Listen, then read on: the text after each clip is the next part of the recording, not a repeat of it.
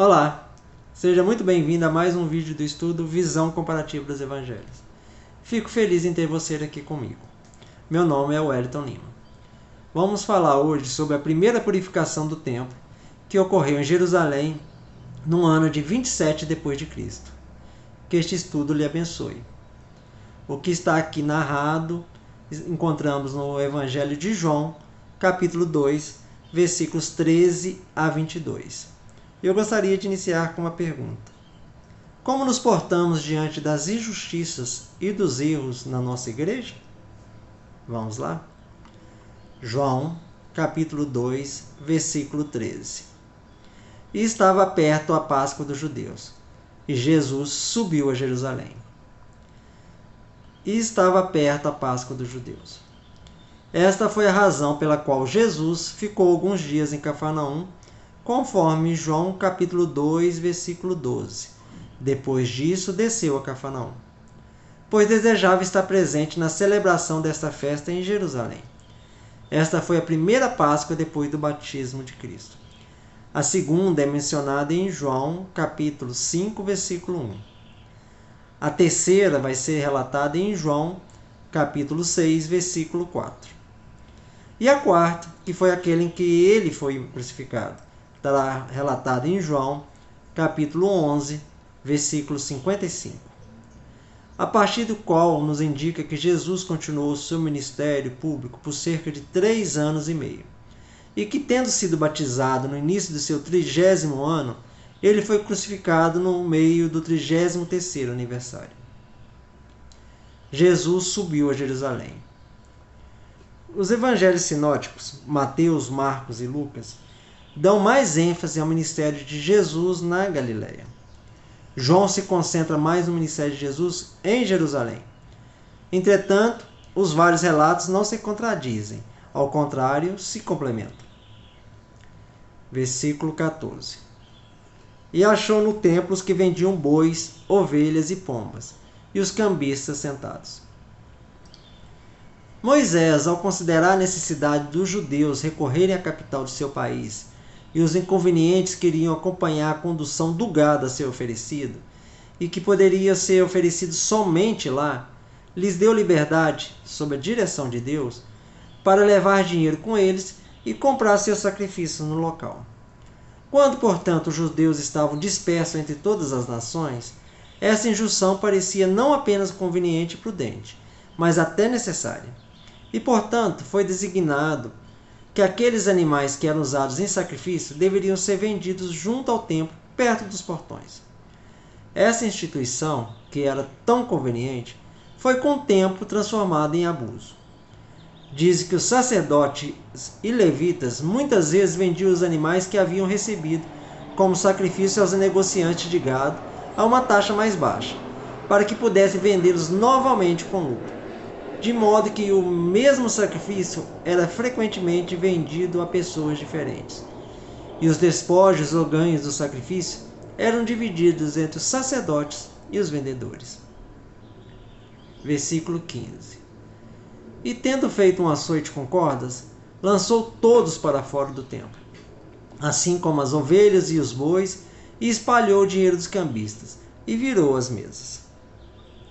A transação aqui registrada é, em quase todos os aspectos, semelhante à que aparece em Mateus 21, 12, em Marcos capítulo 11, versículo 15, e Lucas capítulo 19, versículo 45. Que ocorreu na última semana de vida de Jesus. Mas esta aqui aconteceu no início do seu ministério público. Em cada ocasião, Jesus mostrava que seu grande respeito era pela adoração pura de seu Pai. E um grande desígnio da sua vinda foi reformar os abusos que haviam penetrado naquele culto e levaram o homem a uma consideração adequada pela glória de Deus. A purificação da casa de Deus da profanação foi o primeiro e o último cuidado de Jesus. E é interessante que ele tenha iniciado e terminado seu ministério público por esse ato significativo.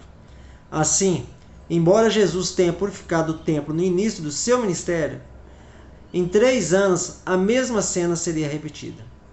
E com isso podemos aprender. Muitas vezes as pessoas esquecem as reprovações mais solenes e retornam às más práticas. Versículo 16. E aos que vendiam pombas disse: tirai isto daqui, e não torneis a casa de meu pai uma casa de comércio. E aos que vendiam pombas disse: tirai isso daqui. As pombas, como eram mantidas em gaiolas, não puderam ser expulsas como as ovelhas e os bois, nem poderiam lhes deixar sair e voar, sem aperto dos donos. Era preciso que os seus proprietários os retirassem. Não torneis a casa de meu pai uma casa de comércio. Na segunda vez em que expulsou os comerciantes do templo, os evangelistas relatam que Jesus usou uma linguagem mais áspera e severa, pois ele disse que eles fizeram do templo de Deus um covil de ladrões, como vamos ver em Mateus, capítulo 21, versículo 13, que disse: e disse-lhes, está escrito, minha casa será chamada casa de oração, mas vós a tornais em covil de ladrões. E isso era apropriado, pois um castigo mais moderado como aplicado aqui, não surgiu o efeito necessário. Atualmente, Jesus apenas os adverte a não profanarem o templo de Deus, aplicando-o a usos impróprios. Versículo 17. E lembraram-se seus discípulos que está escrito: o zelo da tua casa me tem devorado. Isso está registrado no Salmos, capítulo 69, versículo 9. Porque o zelo por tua casa me devorou. Seu significado é que Jesus foi afetado com grande zelo ou preocupação pela pura adoração a Deus. Versículo 18. Responderam, pois, os judeus, e disseram-lhe: que sinal nos mostra de que fazes essas coisas? Um fato tão público e notável como este não pôde deixar de chegar imediatamente ao conhecimento dos sacerdotes e líderes dos judeus, cujo Conselho Supremo, o Sinédrio, estava em uma magnífica câmara pertencente ao templo. Que sinal? Que milagre você faz? Jesus assumiu o caráter de um profeta. Ele estava reformando por sua autoridade o templo. Era natural perguntar com que autoridade isso foi feito. E como estavam acostumados a milagres na vida de Moisés, Elias e outros profetas, exigiram evidência de que ele tinha autoridade para limpar a casa de Deus. Quando Moisés veio para libertar Israel, ele deu sinais de que agia sob uma comissão divina. Então, o que aqui está escrito é: que milagre você trabalha para nos mostrar que está investido de uma autoridade semelhante? Talvez os líderes religiosos de Israel também entendessem que Jesus estava se apresentando como Messias. Por isso que eles pediram sinal. Versículo 19. Respondeu Jesus e disse-lhe: derrubai esse templo, e em 3 dias o levantarei. Os inimigos de Jesus lembraram-se de suas palavras e as perverteram, dizendo: derrubarei, como veremos em Marcos, capítulo 14, 58. Nós o ouvimos dizer: eu derrubarei esse templo feito por mãos, e em 3 dias construirei outro feito não por mãos. Também em Mateus, capítulo 26, versículo 61. Mas, por fim, vieram 2 falsas testemunhas que disseram: esse disse: posso derrubar o templo de Deus e reconstruí-lo em 3 dias. E aqui nessa passagem está escrito: derrubai esse templo, como falando, se vocês derrubarem esse templo. Este é um modo alegórico de expressão, e Cristo intencionalmente falou com esse grau de obscuridade, porque os consideravam indignos de uma resposta direta. Como ele em outros lugares declara que fala por parábolas, porque eles são incapazes de compreender os mistérios do reino celestial. O levantarei. Aqui Cristo reivindica para si a glória de sua ressurreição. Desde cedo Jesus predisse sua morte e ressurreição, pois no início de seu trabalho ele tinha uma clara previsão de tudo o que aconteceria. Versículo 20. Os judeus, pois, disseram: durante 46 anos esse templo foi edificado, e tu o levantarás, tu, em 3 dias? Os judeus, tanto pela ambiguidade de sua língua, ou mais provavelmente com o propósito de desonrar Jesus, entenderam Jesus como falando do templo em Jerusalém. O que ele disse aqui é toda a evidência que eles poderiam apresentar no julgamento de Jesus, como citado em Mateus 26, 61 e Marcos capítulo 14, versículo 58. E eles o censuraram quando estavam na cruz, como vamos ver em Mateus capítulo 27, versículo 39 a 40, onde está registrado: os que passavam blasfemavam dele, balançando as suas cabeças e dizendo: tu que derrubas o templo e em 3 dias o reconstrói, salva a ti mesmo. Se é filho de Deus, desce da cruz. Os judeus frequentemente perverteram o significado do que foi dito por Jesus. 46 anos.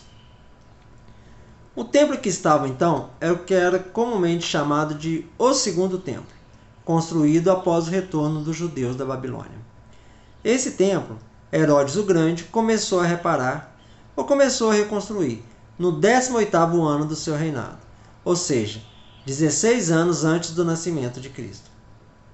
O corpo principal do templo ele completou em 9 anos e meio, mas o templo, com suas dependências, não estava totalmente completo no tempo de Jesus.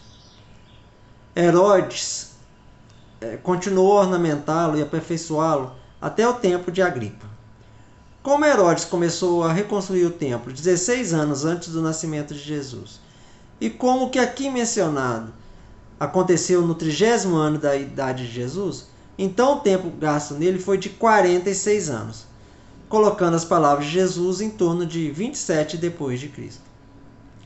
Essa circunstância é uma das muitas no Novo Testamento que mostram a precisão dos evangelistas e que provam que eles estavam bem familiarizados com o que gravaram. Isso demonstra que a narração deles é verdadeira. Os impostores não se preocupam em ser muito precisos sobre nomes e datas, e não há nada em que sejam mais propensos a cometer erros. Os judeus continuaram a embelezar e adornar o templo por muitos anos depois, até o ano 65 depois de Cristo, ou seja, até poucos anos antes de sua completa destruição pelos romanos, que ocorreu no ano 70. Versículo 21. Porém, ele falava do templo do seu corpo. Seu corpo era o templo da sua divindade, o lugar em que, como no templo antigo, sua divindade habitava. Um Novo Testamento apresenta os corpos das pessoas da igreja, sendo também o corpo de Cristo, como templo. Versículo 22. Portanto, quando ressuscitou dos mortos, seus discípulos se lembraram que ele lhes tinha dito isto, e creram na Escritura e na palavra que Jesus tinha lhes dito. Essa frase de Jesus naquela época parecia obscura e difícil. Os discípulos não entenderam, mas valorizaram em sua memória, e o evento mostrou qual era seu verdadeiro significado. Muitas profecias são obscuras quando faladas, mas são perfeitamente claras quando o evento ocorre. Nas palavras que Jesus tinha lhes dito. A previsão que Jesus havia feito a respeito da sua ressurreição aqui e em outras ocasiões. Os discípulos entenderam que Jesus era o Messias, mas não entenderam que ele estava falando da ressurreição do seu corpo, até que isso de fato aconteceu. O que podemos aprender aqui no que vimos até agora nessas passagens? No próprio templo, sob os olhos de Deus, essas pessoas logo retornaram a práticas pelas quais suas consciências os reprovavam e que sabiam que Deus desaprovava. Vemos aqui quão forte é o amor ao ganho, a paixão dominante da humanidade. Nem mesmo a sacralidade do templo, a presença de Deus, os terríveis cerimoniais da religião o dissuadiram desse comércio profano. Portanto, homens maus e hipócritas sempre transformarão a religião, se possível, em ganho. E nem mesmo o santuário, as festas sagradas ou as cenas mais terríveis e sagradas os deterão de esquemas de lucro. Tão forte é essa paixão avassaladora e tão profunda é a depravação dos que não temem a Deus e não consideram seu santuário e sua lei. Como Jesus reagiu a essa profanação do templo? Com zelo. Aqui está um exemplo para ministros e para todos os cristãos. Em Jesus, zelo pelas coisas de Deus foi o grande sentimento dominante de sua vida. E nós deveria ser também. Nesta manifestação de zelo, Jesus começou e terminou seu ministério. Nisso devemos começar e terminar nossas vidas. Aprendemos também que os ministros da religião devem ter o objetivo de purificar a Igreja de Deus. Homens iníquos, feridos da consciência, tremem quando veem zelo apropriado dos ministros de Jesus Cristo. E não há combinação de homens maus e nenhuma forma de depravação que possa resistir à pregação fiel, zelosa e pura do Evangelho. A pregação de todo ministro deve ser tal que os homens iníquos sintam que devem se tornar cristãos ou deixar a casa de Deus, ou passar a vida lá na consciência de culpa e de medo do inferno. Nos vemos no próximo estudo.